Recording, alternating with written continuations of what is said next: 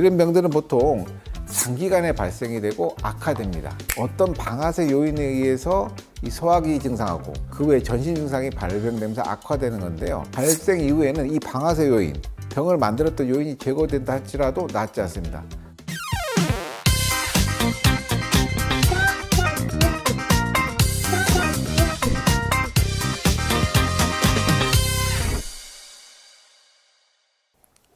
안녕하세요. 위다만병원의 노기환 원장입니다. 오늘은 실제 담력증후군 환자가 어떻게 상태로 오시게 되고 어떻게 치료받는지에 대해서 설명드릴 겁니다.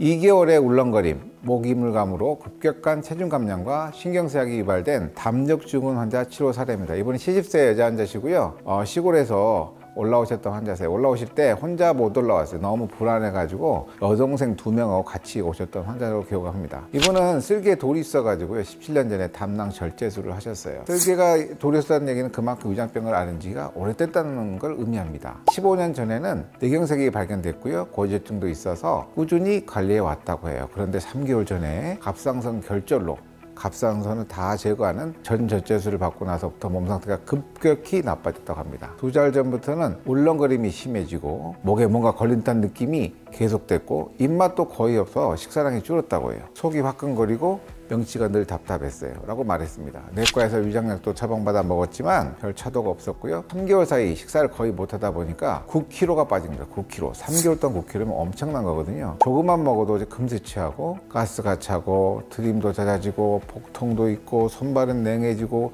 아랫배는 차고 증상이 계속되다 보니 불안감이 커지고 가슴이 답답해서 숨쉬기조차 힘든 순간이 많아서 저희 병원에 내원하게 되셨습니다. 주증상은 아까 말씀드린 울렁거림, 입맛도 하나도 없다는 거예요. 목에 이물감이 돌고 과거력은 쓸개를 떼냈다 이거죠. 뇌경색, 고지혈증, 갑상선 수술하셨고요. 약은 갑상선 약과 항혈전제를 드시는 상태였는데 소화 증상으로 최근에 급격히 체중이 감소된 환자십니다. 이분은 오셔가지고 오자마자 그날 입원해서 이중환 치료해서 많이 좋아지던 환자신데요. 그러면 이 담력증후군이라고 하는데 이 병은 급성병인가 망성병인가 이런 구분금증이 있을 거예요. 담력증후군은 내가 알기로는 오래된 병인 줄 알았는데 왜 갑자기 나빠질까? 모든 병에는 방아쇠 요인이라는 게 존재합니다.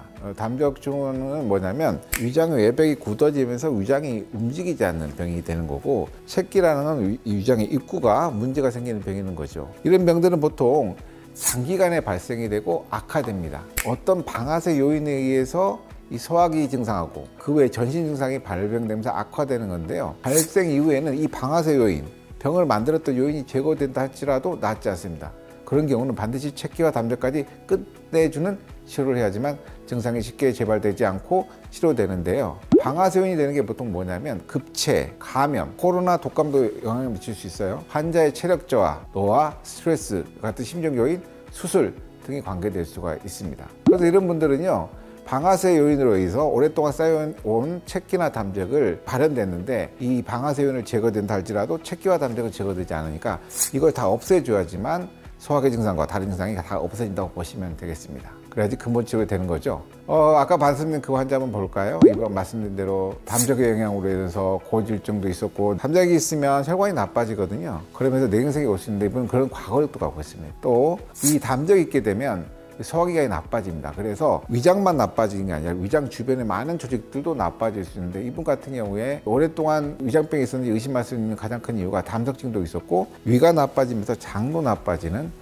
과민성 대장증후군도 가지고 있었다는 걸 알 수 있습니다. 그래서 이 환자 사진을 보면 명치에 채기가 있고 그 다음에 상복부나 하복부에 담력이 있는 걸 수치화해서 써놓은 숫자예요. 이로 인해서 증상으로는 울렁거림, 명치 통증, 속쓰림 등 다양한 소화기 증상이 있을 뿐만 아니라 소화기 증상이 오래되다 보니까 그 밑에 있는 쓸개까지 영향을 줘서 쓸개에 돌이 생겨서 쓸개를 떼냈고, 그 아래는 장까지 나빠하기 때문에 과민성 장증후군을 오랫동안 고생하셨던 환자십니다. 우리가 EAV 검사를 하거든요. EAV 검사는 뭐냐면 우리가 손가락 발가락에서 전기 신호를 측정하는 건데, 보시는 것과 같이 위장에서 오는 신호가 굉장히 약합니다. 위장경이 떨어져 있다는 거죠. 굳어져 있어서 떨어져 있는 거예요. 둘째로 뇌신경의 신호도 되게 약합니다. 이러면 독소가 머리로 가서 머리도 지금 막지 않다는 거고요. 그 다음에 심장에 가게 혈관계에 관한 신호도 되게 약하기 때문에 심장도 되게 약하신 분입니다. 이렇게 될 경우에는 위장으로 혈액 공급이 잘 안 되기 때문에 위장 회복이 더 떨어지게 됩니다. 이 담즙 독소가 저게 까만 점이라고 보시면 저게 생기면 위장에 외벽이 갖다 붙어서 굳어지는 담즙병이 돼서 위장 운동도 떨어질 뿐만 아니라 이 독소가 쓸개, 담낭이죠. 담낭으로도 가고 췌장으로도 가고 또 소장으로도 가고 소장 아래로도 가기 때문에 이 담즙병 오래 가지고 계신 분들은 기본적으로 위로나 식도 질환도 가지고 있지만 쓸개도 나빠져서 쓸개 돌이 생긴다든지 용종이 생긴다든지 염증이 생긴다든지 이런 거 올 수도 있고요. 또 췌장으로 가서 당뇨가 심해진다든지 췌장염이 온다든지 이런 경우가 있고 또 오래되면 나중에 장까지 나빠져서 과민성 장증후군으로 악화될 수 있는 소인을 가지고 있습니다. 이분이 전형적으로 쓸개가 나빠지고 또 장도 나빠지고 있는 상태로 보시면 되겠고 이 환자 같은 경우에서 보시면 명치와 채기와 위장의 담적은 단지 위장의 운동만 떨어뜨리는 게 아니라는 걸 아셔야 됩니다. 심장 기능이 저하돼서 뇌혈관 질환이 올 수가 있고 담낭으로 췌장으로 독소가 퍼짐을 해서 담석증이나 췌장 질환들 또 당뇨 이런 게 또 올 수 있고 장으로 독소가 넘어가면서 장 기능이 떨어지면서 과민성 장증후군이라든지 변비, 가스 이런 것들이 심화될 수 있다고 보시면 되겠습니다. 위장 상태를 보는 거는 내시경만 있는 게 아니라 피검사로도 볼 수 있는데 보니까 위염 소견이 보였고 위산의 분비도 상당히 떨어져 있는 상태셨고 헬리코박터도 의심되는 상태셨습니다. 위전도 검사를 했거든요. 근데 위전도 검사 결과는 치료 한 10일 경과한 다음에 하시게 된 거예요. 이분이 거의 먹지도 못하고 위도 소화도 안 되고 불편한 상태였다면 위는 거의 움직이지 않는 상태라고 보셔야 됩니다. 위장이 보통 평균적으로는 1분에 3번에서 4번 움직이는 게 정상입니다. 근데 담적으로 해서 굳어잡고 위장이 안 움직이는 분들은 1분에 1번 내지 2번 움직이는 분이시거든요. 이렇게 되면 소화도 안 되고 밥맛도 없고 이렇게 해서 불편하신데 실제로 위전도 검사를 해봤더니 10일 치료를 했거든요. 저기 보면 3으로 써있죠. 3회로 쓰이는 건 1분에 3회 내지 4회로 움직였다는 건데 이분은 그나마 치료를 해서 위장이 움직이는 횟수가 한 3회까지도 증가돼서 좋아지고 있는 상태를 확인할 수 있었고요. 위장의 수축력도 좀 좋아진 걸 확인할 수 있었습니다. 그래서 이분은 오랫동안 고생하신 분이고 최근 3개월 동안 굉장히 고생하셨던 분임에도 불구하고 입원해서 4일차 만에 울렁거림, 명지통증, 명지답답함이 확연하게 감소하셨고요. 9일차 됐을 때 식욕이 호전되고 속쓰림이 없어지고 식은땀과 열나는 증상이 없어졌고 15일차가 되었을 때는 입원 시보다 2kg 정도 증가된 상태로 퇴원하신 환자셨습니다.